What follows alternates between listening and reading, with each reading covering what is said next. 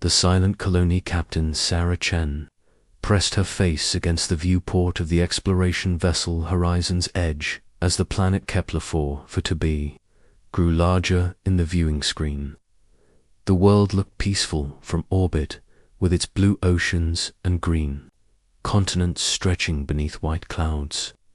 But something was terribly wrong. The planet should have been bustling with activity from the 50,000 colonists who had settled there 5 years ago. Instead, her sensors showed nothing but silence. "Captain, we're receiving no response from New Terra colony," reported Lieutenant Commander Alex Morrison from the communications station. "All automated systems appear to be offline.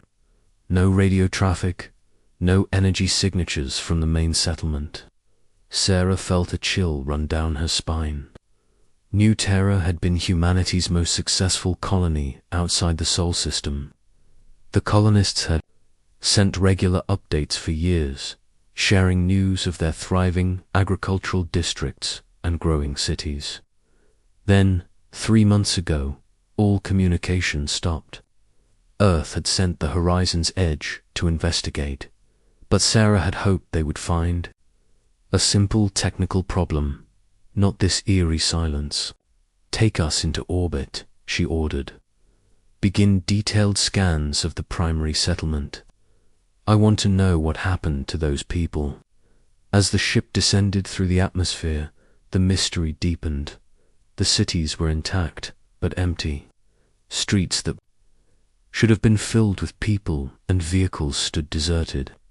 Farms that should have been green with crops were overgrown with weeds. It was as if the entire population had simply vanished overnight. Dr. Elena Busquez, the mission's Z, studied the readings from her science station.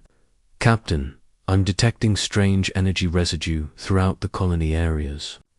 The patterns are unlike anything in our databases." "This isn't natural," Sarah nodded grimly. "Prepare the landing shuttles. We're going down to investigate." The landing party consisted of Sarah, Dr. Vasquez, and a team of Marines led by Sergeant Tom Bradley. They touched down in the center of New Terra's main city, a place that had once housed 15,000 people. Now it was a ghost town, with doors standing open and personal belongings scattered in the streets as if people had been interrupted in the middle of their daily routines. "My God," whispered Dr. Vasquez as they walked through the empty streets. "It's like everyone just disappeared mid-sentence." They found the first clues in the Colonial Administration building. The main computer systems had been damaged by some kind of energy weapon, but Dr. Vasquez managed to recover fragments of data from backup drives. What they found made Sarah's blood run cold. The final entries spoke of strange ships appearing in the sky without warning. The colonists had tried to communicate with the alien vessels, but instead of responding, the ships had begun some kind of harvesting operation. The last entry, recorded by Colony Administrator Janet Murphy, was barely coherent. "They're taking everyone, the beams. They're loading people onto their ships like cargo. We tried to hide, but they have scanners that can see through anything. If anyone finds this, warn Earth. Tell them the Zephyrians are coming." "Zephyrians," Sarah repeated, looking at the scientist. "Have you ever heard of them?" Dr. Vasquez shook her head. "Never, but if they're abducting human colonies, Earth needs to know immediately." As they prepared to return to the ship, Sergeant Bradley's radio crackled to life.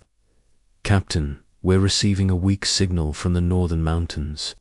It's human, but the transmission is heavily encrypted." Sarah's heart leaped. "Survivors, can you trace it?" "Already working on it, ma'am.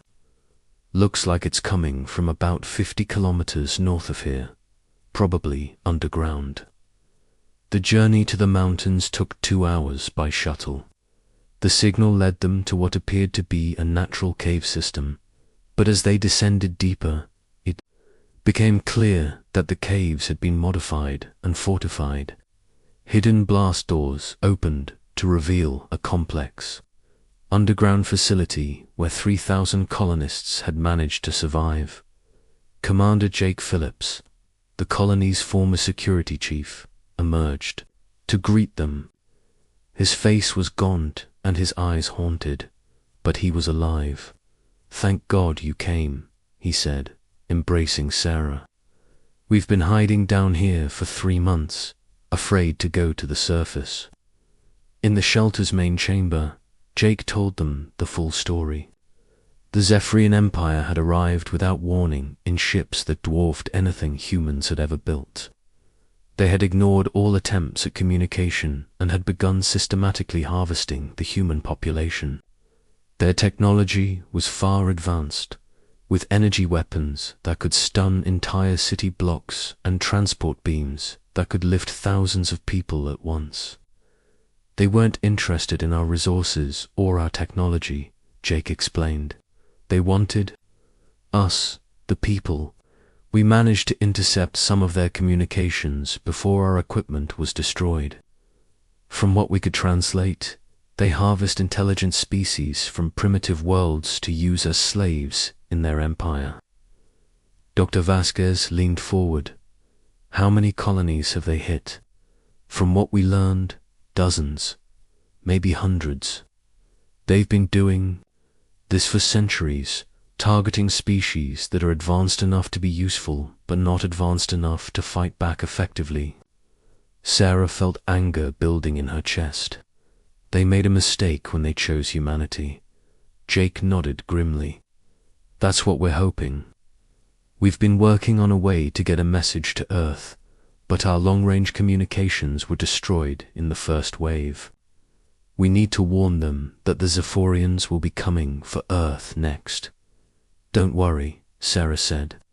"We'll make sure Earth knows exactly what happened here." The return journey to Earth took 6 weeks, but Sarah used every minute to prepare her. Report. The evidence was overwhelming: alien technology fragments, survivor testimonies, and recovered data files that painted a picture of a systematic campaign of interstellar slavery. When the Horizon's Edge arrived at Earth, President Rebecca Torres was waiting with the full leadership of the United Nations. The briefing room in Geneva was packed with representatives from every nation on Earth. Sarah stood before them and told the story of New Terra's destruction, her voice steady despite the magnitude of what she was reporting. When she finished, the room was silent for a long moment. President Torres was the first to speak. "How long do we have?" "Based on the Zephyrian patterns we observed, probably 6 months," Sarah replied.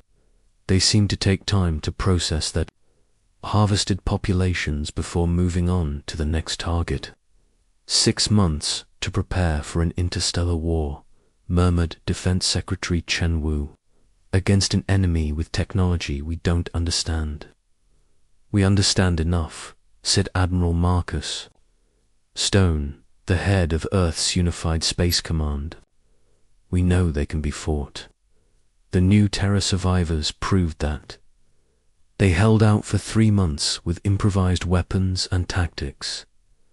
President Torres stood up. "Ladies and gentlemen, we face the greatest threat in human history, but we also have the greatest opportunity. For the first time since the United Nations was founded, every nation on Earth has a common enemy and a common cause. I'm calling for the immediate implementation of the Terran Defense Initiative." The Terran Defense Initiative was a contingency plan that had been developed years earlier but never implemented. It called for the complete mobilization of Earth's industrial capacity for military production. Every nation would contribute according to their capabilities, with the goal of building a space fleet large enough to defend the entire solar system. Admiral Stone was given overall command of the military buildup. Within days, factories across the world were retooling their production lines. Automotive plants began building spacecraft engines. Electronics manufacturers started producing targeting systems and communication arrays. Mining operations expanded to provide the raw materials for ship hulls and weapons. But the most important resource was human ingenuity. Dr. Elena Vasquez led a team of scientists in reverse engineering the alien technology fragments they had recovered from New Terra. Working round the clock, they began to unlock the secrets of Zephyrian energy weapons, propulsion systems, and defensive shields. Their technology is advanced, but it's not magic. Dr. Vasquez reported to Admiral Stone after 2 months of intensive study. We can adapt our systems to counter their advantages. More importantly, we can improve on their designs. The breakthrough came when Dr. James Harrison, a theoretical physicist from MIT, discovered a way to enhance human fusion reactors using principles derived from Zephyrian power systems.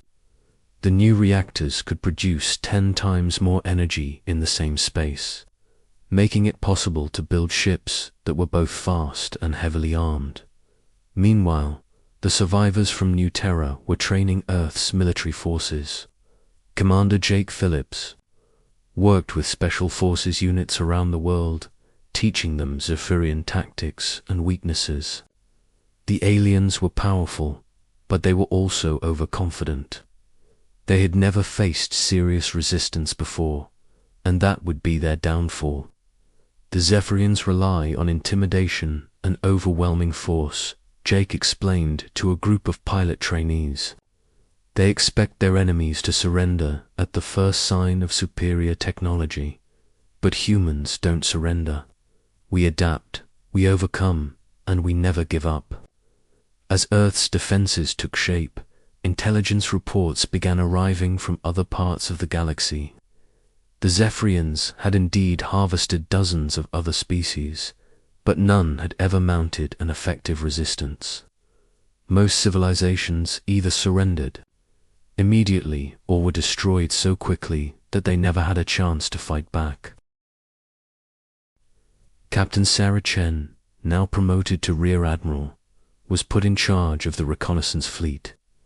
Her mission was to locate Zephyrian staging areas and gather intelligence on their fleet movements. What she discovered was both terrifying and encouraging. They have approximately 200,000 ships in their harvesting fleet, she reported to the War Council. That sounds like a lot, but most of them are transport vessels designed for moving prisoners, not warships.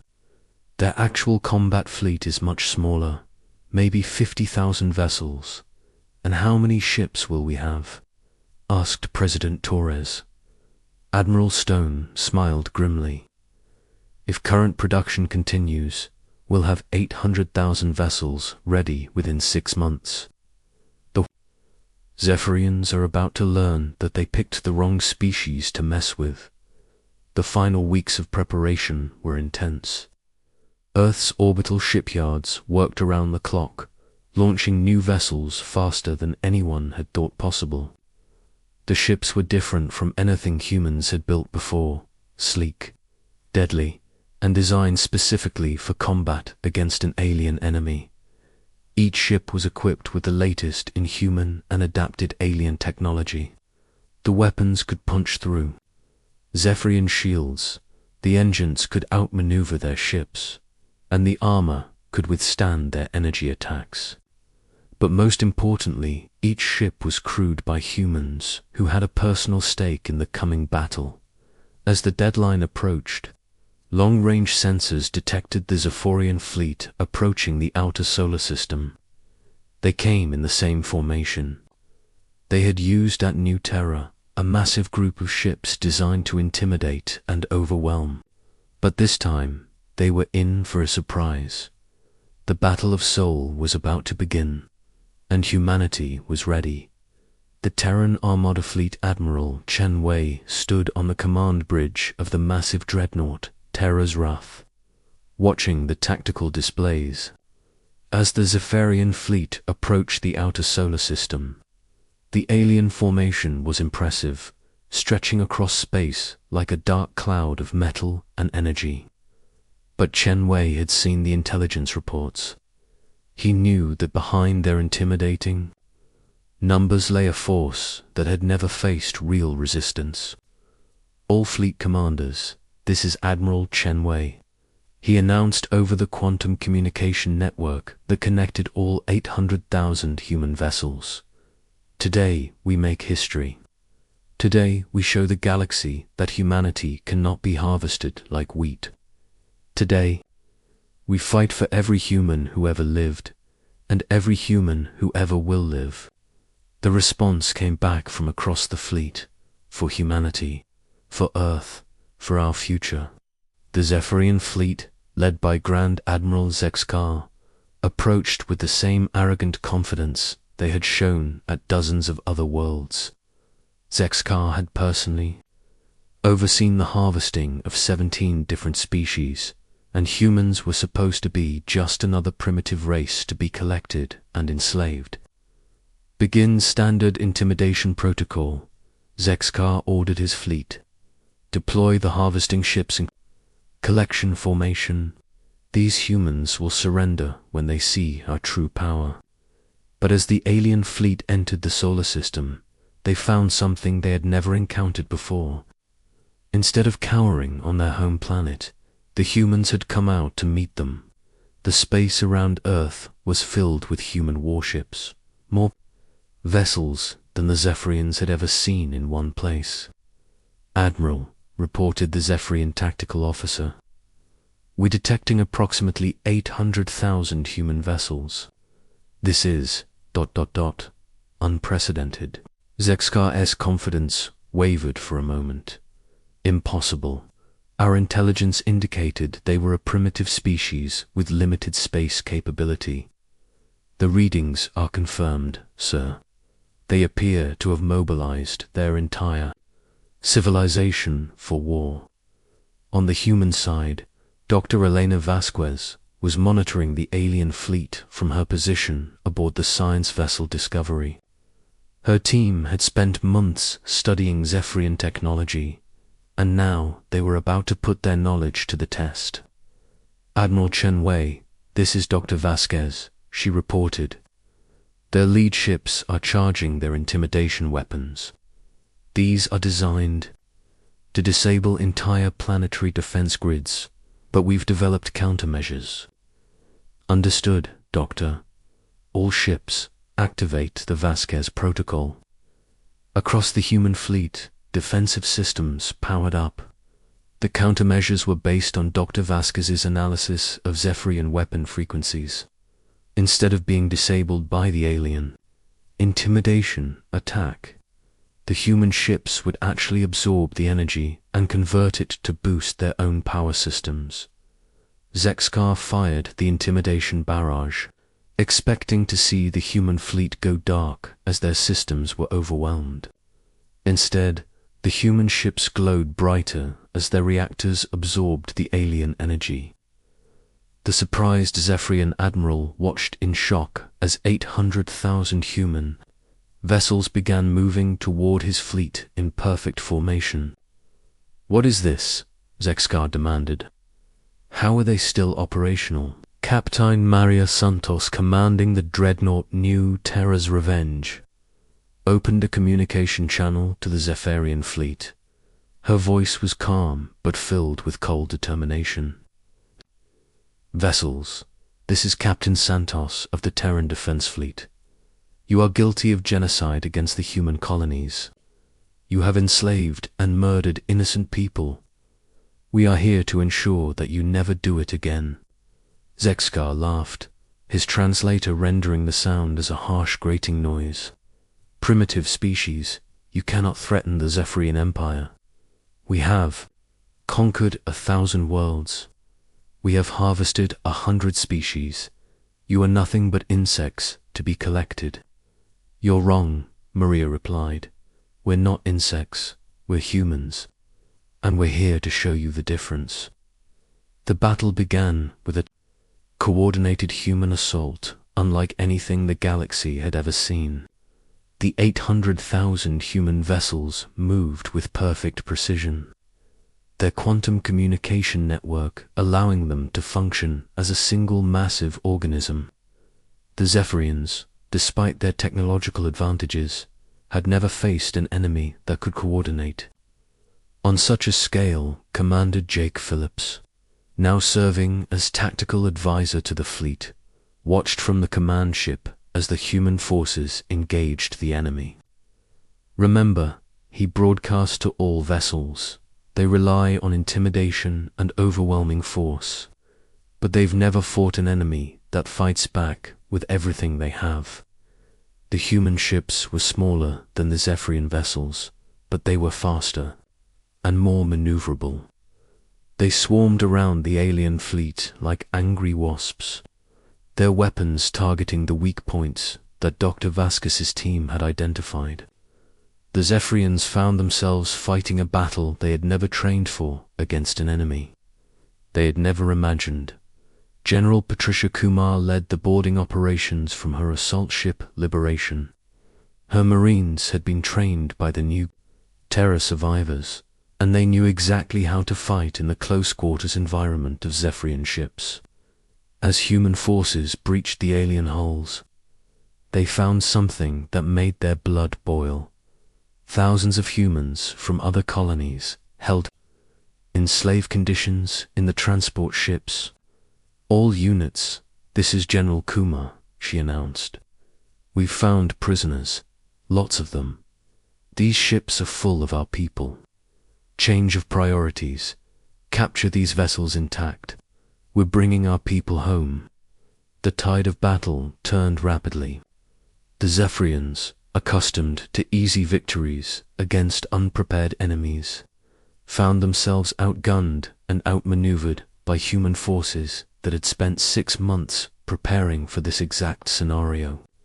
Their formation began to break apart as human ships penetrated their defensive lines.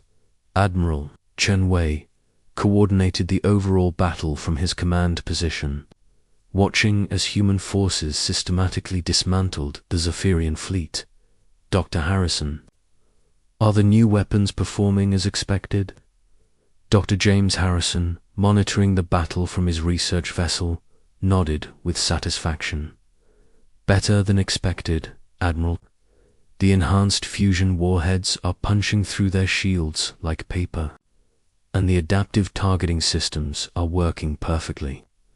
The Zephyrian Grand Admiral Zexkar watched in growing horror as his mighty fleet was torn apart.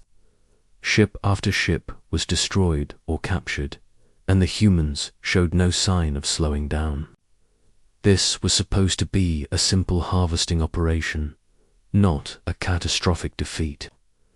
"Signal the reserve fleet," he ordered desperately. "We need reinforcements." But the humans had anticipated this. Admiral Sarah Chen, now commanding the deep space reconnaissance fleet, had been tracking Zephyrian movements for months. When the alien reinforcements arrived, they found human forces already waiting for them. Zephorian reinforcements. "This is Admiral Chen of the Terran fleet," she announced. "Your main force has been destroyed. You have one chance to surrender and avoid the same fate."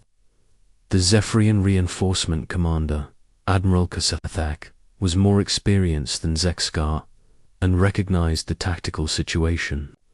His forces were outnumbered 10-1, and the humans had already demonstrated their ability to defeat superior Zephyrian technology. "Terran vessels, we... We surrender," came the reply. "We yield to your superior forces." The Battle of Seoul lasted 18 hours and ended with the complete defeat of the Zephyrian harvesting fleet. Of the 200,000 alien vessels that had entered the solar system, fewer than 10,000 escaped. The rest were either destroyed or captured, along with nearly 1 million human prisoners who had been taken from colonies across the galaxy. President Torres addressed the world from the United Nations building as the last of the alien vessels was secured. Today, humanity has faced its greatest challenge and emerged victorious. We have shown the galaxy that we are not a species to be harvested or enslaved. We are a species to be respected and feared. But the victory was just the beginning. The captured Zephyrian ships contained star charts and intelligence data that revealed the location of the alien empire's core worlds. Admiral Stone studied the information with growing determination. They have 15 major worlds and dozens of mining colonies, he reported to the War Council. Their total population is approximately 50 billion, with a significant portion being enslaved species from other worlds. "What are you recommending?" asked President Torres. "Operation Reclamation," Stone replied. "We use our fleet to liberate every enslaved species in Zephyrian space. We dismantle their empire completely and ensure they can never threaten anyone." Again, the decision was unanimous. The human fleet, now reinforced with captured Zephyrian vessels and armed with complete intelligence on the enemy empire, set out for alien space. The liberated humans from other colonies joined the fleet, eager to free their fellow prisoners and strike back at their captors. The campaign lasted 2 years and became known as the Great Liberation. Human forces struck at Zephyrian worlds with the same precision and coordination they had shown at Earth. But instead of destroying civilian populations, they focused on military targets and liberation operations. Captain Santos, now promoted to Admiral, led the liberation of the primary Zephyrian world. Her forces found millions of enslaved beings from dozens of species, all held in conditions that would have been unthinkable on Earth. The liberation operation was massive, requiring the coordination of hundreds of ships and thousands of personnel. "This is Admiral Santos to all liberated beings," she announced as the prison facilities were opened. "You are free. The Zephyrian Empire is finished. We are here to help you return to your worlds or find new homes if you wish." The response was overwhelming. Species that had been enslaved for generations wept with joy as they realized their captivity was over. Many chose to join the human fleet, adding their knowledge and skills to the liberation effort. Ambassador David G. Clark, leading the diplomatic cause, worked to establish relations with the freed species. "We're not here to build an empire," he explained to the newly liberated beings. "We're here to ensure that no species ever suffers what you have suffered. Together, we can build a galaxy where freedom is protected and slavery is impossible." The final battle came at the Zephyrian capital world of Zephdar. The planet's defenses were formidable, but they were designed to keep enslaved populations in, not to keep liberating fleets out. The human forces, now numbering over 1 million ships from dozens of species, overwhelmed the planetary defenses within hours. The surrender ceremony was held in the great arena where the Zephyrians had once held gladiatorial contests between enslaved beings. Admiral Chen Wei stood before the assembled Zephyrian leadership, his words broadcast across the galaxy. "The Zephyrian Empire is dissolved," he announced. "Your military forces are disbanded. Your enslaved populations are free. You will be given a single world to live on, under supervision, to ensure you never threaten anyone again." The former Grand Admiral Zexkar, now a prisoner himself, looked up at the human admiral with something approaching respect. "How is this possible? You were primitives. You had no space empire, no great fleet." Chen Wei smiled grimly. "You're right. 6 months ago, we were just farmers and scientists and teachers. But you made one critical mistake." "What mistake?" Zek asked. "You threatened our children. You enslaved our people. You attacked our families. When you do that to humans, you don't get a primitive species that surrenders. You get 8 billion humans who will build 1,000,000 warships and cross the galaxy to make you pay for what you did. The aftermath of the Great Liberation transformed the galaxy. The freed species formed the Galactic Freedom Alliance, with Earth as its founding member. The alliance was dedicated to preventing the rise of another enslaving empire and to protecting the rights of all sentient beings. Dr. Elena Baskis, now Director of Xenological Studies, established research centers throughout the galaxy where species could share knowledge and technology. We're not just freeing enslaved beings, she explained. We're creating a galactic community where everyone can contribute and benefit. The human fleet, once built for war, was converted to exploration and protection duties. Ships that had been designed to destroy the Zephyrian Empire now patrolled the galaxy, ensuring that no species would ever again suffer the fate of the harvested colonies. Commander Jake Phillips, the last survivor of New Terra's leadership, stood on the observation deck of the Memorial, a ship dedicated to honoring those who had died in the Zephyrian attacks. Through the viewport, he could see the new city of New Terra, rebuilt on the same world where his colony had been destroyed. They would be proud, he said, thinking of the 47,000 colonists who had died in the original attack. They would be proud to know that their sacrifice led to the liberation of millions. The galaxy had learned a hard lesson. When you threaten humanity, you don't get a primitive species that surrenders. You get a species that will build 1,000,000 warships and cross the galaxy to ensure that justice is served. The Zephyrian Empire was gone, but the human spirit of determination and protection would endure forever. Earth had answered the call, and the galaxy was forever changed. Asterisk.